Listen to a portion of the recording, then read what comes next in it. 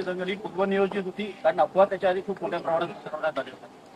आता त्याच्याबद्दल गृहमंत्र्यांचं गृह म्हणजे गृहमंत्र्यांचं घर हे नागपूर आहे, RSSचं मुख्य कार्यालय नागपूर आहे. अशा या नागपूरमध्ये हिंदू खतरमे कसा काय? मग इतके वर्ष तुम्ही केलं तरी काय नेमकं? मग पूर्वनियोजित असेल तर तुमचं गृह खातं झोपा काढत होतं का? हा पूर्वनियोजित कट तुमच्या कानावर आला का नाही? आणि जर आला असेल तर तुम्ही त्याच्याकडे दुर्लक्ष केलं का? या सगळ्या एका प्रश्नामध्ये अनेक प्रश्न दडलेले आहेत. राज्याचं अधिवेशन सुरू आहे. अधिवेशनामध्ये राज्याचे जनतेचे प्रामुख्याने प्रश्न सोडवले गेले पाहिजे, मांडले गेले पाहिजे.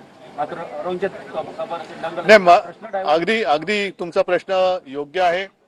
सरकार त्याचं अपयश लपवण्याचा प्रयत्न करते आणि हे अपयश लपवण्यामध्ये आणखीन अपयशी ठरते. मला भारतीय जनता पक्षाला एक प्रश्न विचारायचा आहे की तुमचं हिंदुत्व आम्ही पाहिलेलं आहे, हे हिंदुत्वाचं ढोंग आम्ही पाहिलेलं आहे. तुम्हाला जर का एवढा हिरव्या रंगावरती राग असेल तर पहिल्या प्रथम तुम्ही तुमच्या झेंड्यावरचा हिरवा रंग काढून दाखवा. भारतीय जनता पक्षाने पहिले ते करावं आणि मग हिंदू मुस्लिम करावं.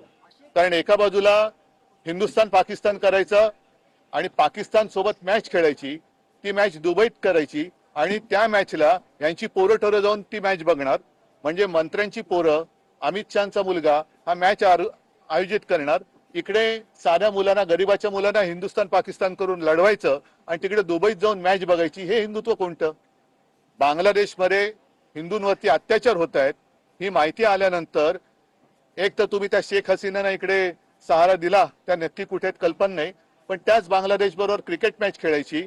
म्हणजे सर्वसामान्यांच्या घराची होळी करायची आणि त्याच्यावर तुम्ही राजकारणाची पोळी भाजायची. हे अत्यंत घृणास्पद राजकारण आहे.